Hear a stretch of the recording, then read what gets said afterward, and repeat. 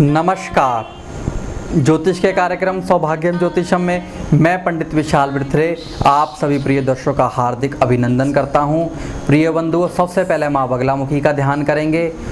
ओम लीं बगलामुखी सर्वदुष्टानां वाचम मुखम पदम स्तंभयम जीवाहम कील्यम बुद्धिम विनाशाय ह्लीं ओम स्वाहा। तो प्रिय बंधुओं, चर्चाएं चल रही हैं काल सर्प दोष के ऊपर, पितृदोष के ऊपर, राहु के ऊपर। देखिए, काल सर्प दोष का आधार, पितृदोष का आधार राहु और केतु ही हैं। इसलिए थोड़ी सी जानकारी मैं आपको राहु के ऊपर दे रहा हूं। आज मैं बताऊंगा कि राहु की कहानी, राहु की जुबानी, कि राहु क्या है और क्या चाहता है, क्या उसकी क्षमता है आज के समय में, आज के जीवन में, किस तरीके से वे आपके लिए शुभ अशुभ फल प्रदान करता है। कहते हैं कि एक समय की बात है, 9 के 9 ग्रह एक विकराल समस्या लेकर इंद्र के पास पहुंचते हैं, इंद्र के दरबार में पहुंचते हैं और इंद्र से कहते हैं कि बताइए हम में सबसे ज़्यादा बलशाली और सबसे बड़ा कौन है। अब इंद्र इन सब 9 ग्रहों को देखकर घबरा जाता है। वह कहता है कि सब ग्रहों का एक साथ एक स्थान पर इकट्ठे होना बहुत अशुभ फल देता है, परंतु वह इस समस्या का समाधान करने की कोशिश करते हैं। वह उन ग्रहों को कहते हैं कि अपना अपना स्थान ग्रहण कीजिए। जब 9 के 9 ग्रह अपने स्थान पर बैठ जाते हैं, विराजमान हो जाते हैं, तब इंद्र कहते हैं कि आप सभी ग्रह अपना अपना महत्व, अपनी अपनी महिमा अपने मुख से सुनाइए कि आप में क्या शक्ति है, क्या आपके फ़ायदे हैं, क्या आपका सहयोग है। ग्रहों के अनुसार अपनी महिमा का गुणगान कीजिए। तो सभी सातों के सातों ग्रह अपनी सूर्य, चंद्र, मंगल, बुध, गुरु, शुक्र, शनि, यह सातों ग्रह जब अपनी महिमा का बखान करते हैं तो राहु और केतु कैसे चुप रह सकते हैं। जब राहु की बारी आती है तो राहु गरज कर बोलता है कि मेरा नाम राहु है और जो ये मेरे पास खड़ा केतु, ये मेरा धड़, मेरा ही एक अंश है। और वह कहता है कि मैं कूटनीति, राजनीति, धूर्त नीति, गुप्तचरी, इन सब चीज़ों का कारक हूँ मैं। मेरी शक्ति का अनुमान बड़े से बड़े ज्ञानी, सिद्ध पुरुष, महापुरुष, ज्योतिषी लोग भी मेरी शक्ति का अनुमान इतनी जल्दी, इतनी आसानी से नहीं लगा सकते हैं। मैं कलयुग में प्रधान ग्रह रहूँगा। मेरी वजह से जो लोगों ने अपने पिछले जन्मों में, पूर्व जन्मों में जो दुष्कर्म किए हैं, वह मुझे शुभ कर कर ही अपने जन्म को अच्छा बना सकते हैं और ऊंचाइयों को छू सकते हैं।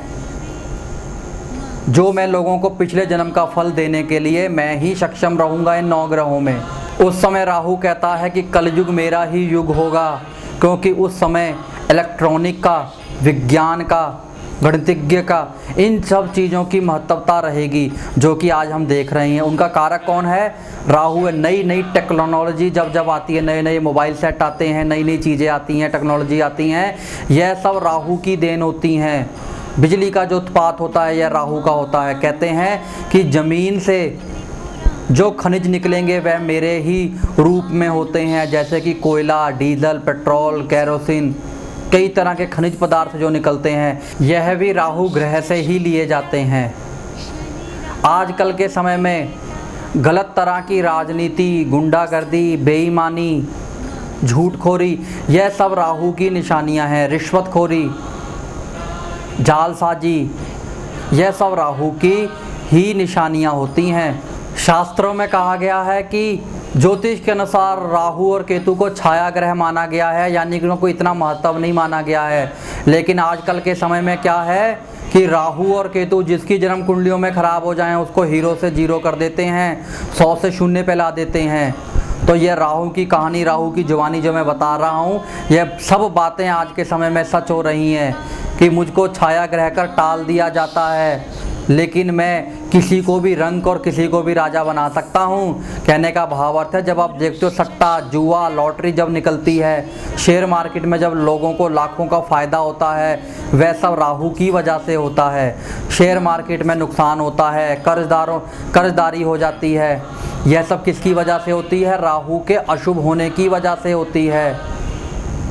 तो जीरो से हीरो बनाना भी राहु और केतु का काम है। जिनकी जन्म कुंडलियों में काल सर्प दोष हो और उनका राहु अशुभ हो तो बहुत ही मुश्किल रहती है, जीवन भर संघर्ष करना पड़ता है।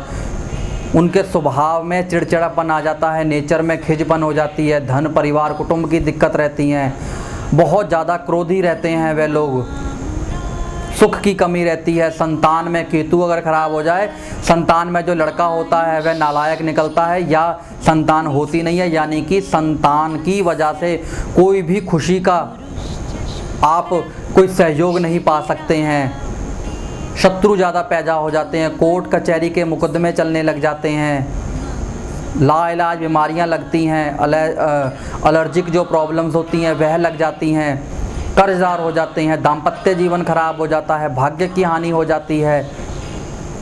लोग इस तरह काम बदलने लग जाते हैं बार बार कि वह सोचते हैं यह काम नहीं चल रहा, यह कर लें, दूसरा कर लें, तीसरा कर लें, लेकिन कहीं भी सफलताएं नहीं मिलती हैं। वह सब आपके जन्म कुंडलियों में राहु की वजह से ही होता है। जिनकी जन्म कुंडलियों में काल सर्प दोष होगा या राहु जिनकी कुंडलियों में खराब होगा, अगर उनको गोचरवश भी राहु कहीं गलत तरीके से परेशान कर रहा होगा तो उनको निश्चित ही अशुभ फल मिलेगा।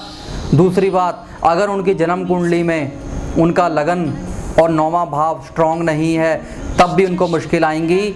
और जब जब राहु की दशा, केतु की अंतरदशा प्रत्यंतर दशा आएगी तब भी राहु दिन में तारे दिखा देता है सब लोगों को। यह सब राहु की अशुभता के कारण ही होता है। और जिनकी राहु कुंडलियों में अशुभ से शुभ हो जाता है, दूसरे स्थान पर बैठा हो शुभ होकर, पंचम स्थान पर बैठा हो, एकादश भाव में बैठा हो, तो कहने ही क्या, बहुत ज़्यादा प्रसिद्धि दिलवाता है। उदाहरण है कई लोगों की, कई लोग, बहुत ज़्यादा लोग हैं जो दुखी हैं जीवन में, और कई लोग काल सर्प वाले जीवन की ऊंचाइयों को छू रहे हैं। यह सब राहु को प्रसन्न रखने की बात है। जिस तरह आपके जीवन में कोई आपकी कमी को जान लेता है और आपको ब्लैकमेल करता है, आपकी शिकायत कहीं कह देगा, बड़े अफसर में कर देंगे, आप लोग क्या करते हो उसको चुप करने के लिए? उसको थोड़ी बहुत रिश्वत देते हो, कुछ ना कुछ चीज़ देते हो। वह क्या है? वह राहु ही है। तो वह व्यक्ति चुप हो जाता है, आपकी कमजोरियों को दबा देता है। उसी तरह काल सर्प दोष कभी ख़त्म नहीं होता है, लेकिन जब थोड़ी थोड़ी देर के बाद आप उनका पाठ, अनुष्ठान, पूजाएं करवाते हैं तब वह शांत हो जाता है। उसको थोड़ा बहुत अपना सामान मिल जाता है और वह चुप कर बैठ जाता है। काल सर्प दोष, पितृदोष कभी ख़त्म नहीं होते हैं। हाँ, इनको शांत किया जा सकता है। शांत करने पर यह अपना शुभ फल भी प्रदान कर देते हैं, या चुप होकर बैठ जाते हैं और जो बाकी के ग्रह जो आपकी कुंडलियों में अच्छी तरीके से बैठे हुए हैं वह अपना कार्य करना शुरू कर देते हैं। यह सब काल सर्प की महिमा है। दूसरी बात बताना चाहूँगा कि जिनकी जन्म कुंडलियों में राहु शुभ होता है तो केतु थोड़ा बहुत अशुभ फल जरूर देता है, लेकिन जिनकी जन्म कुंडलियों में राहु अशुभ फल देने लगे तो केतु, जो कि राहु का धड़ होता है, वह जरूर सहारा देता है। उस समय में केतु का उपाय जरूर करना चाहिए राहु की दशा में, तो जो केतु खुश होकर कुछ ना कुछ आपको फल प्रदान करे। या देखें आपकी जन्म कुंडलियों में केतु कहाँ बैठा हुआ है, कौन से तरीके का आपको काल सर्प दोष या पितृदोष लगा हुआ है, उसी के तरह का उपाय कराएं। जिस तरह बुखार कई तरह का होता है, कोई टाइफाइड होता है, कोई मलेरिया का बुखार होता है, कोई किस तरह का होता है, उसी तरह काल सर्प दोष भी कई प्रकार का होता है। यह नहीं आपकी कुंडली में काल सर्प दोष है और आपने पूजा कराई और छुट्टी। आपको पता होना चाहिए आपकी कुंडली में कौन सा काल सर्प दोष है, किस काल सर्प दोष की आपकी पूजा की जा रही है। ज़्यादा महत्वपूर्ण जो काल सर्प दोष होते हैं जन्म कुंडली के अनुसार 12 घरों के अनुसार होते हैं, वह मैं आपको कई बार पहले भी बता चुका हूँ। अनंत काल सर्प दोष होता है, कुलीक होता है, वह वासुकी नाम का आता है। चौथा शंखपाल होता है, पदम, महापदम। इसके बाद सप्तम भाव का जो काल सर्प दोष आएगा, तक्षक नाम का काल सर्प दोष होगा। उसके बाद करकोटक, उसके बाद शंखचूड़, घातक, इसके बाद 11वें भाव का विषधर और आखिर में शेषनाग। ये 12 प्रकार के जो काल सर्प दोष होते हैं विशेष रूप से अशुभ फल प्रदान करते हैं। आपको मालूम होना चाहिए आपकी कुंडली में कौन सा काल सर्प दोष है, उसके अनुसार पूजाएं कराएं। फिर देखिए आपको राहु किस तरह से शुभ फल देगा या अपनी अशुभता को कम करेगा। तो यह मैंने बात करी आज राहु के बारे में। आने वाले समय में और भी जानकारियाँ देता रहूँगा। समय का अभाव है। अगर आपकी जन्म कुंडलियों में भी काल सर्प दोष हैं या पितृ दोष है या आपका राहु खराब है तो आने वाली अमावस पर आप इसकी पूजा करवा सकते हैं। बुकिंग चल रही है, आप कार्यालय में आके संपर्क कर सकते हैं। अगर अपनी जन्म पत्रिकाएं मुझे दिखवाना चाहते हैं, किसी प्रकार का ज्योतिषीय सलाह मेरे से चाहते हैं, आप मेरे कार्यालय में आके मुझसे मिल सकते हैं मेरे मिलने के समय के अनुसार। इतना ही कहते हुए मैं पंडित विशाल विरथरे आप सभी प्रिय दर्शकों से इजाज़त चाहूँगा। नमस्कार। अगर आपकी कुंडली में काल सर्प दोष, पितृ दोष या राहु ग्रह की वजह से कोई परेशानी है तो आप पंडित जी से अमावस पर इनकी विशेष शांति पूजा करवा सकते हैं। बुकिंग अमावस से 10 दिन पहले शुरू हो जाती है। अगर समस्या है तो समाधान भी है। अपनी समस्याओं के समाधान हेतु आप पंडित विशाल जी से उनके कार्यालय में आकर भी मिल सकते हैं। पंडित जी बुधवार, वीरवार, शुक्रवार को अमृतसर में 9B दयानंद नगर, अखाड़े वाली गली, नज़दीक बिजली पहलवान मंदिर, लॉरेंस रोड, अमृतसर में मिलेंगे। और शनिवार, रविवार व सोमवार को बटाला में Pahari gate doctor Vijender Sharma clinic के ऊपर फर्स्ट फ्लोर बटाला में मिलेंगे। मंगलवार छुट्टी।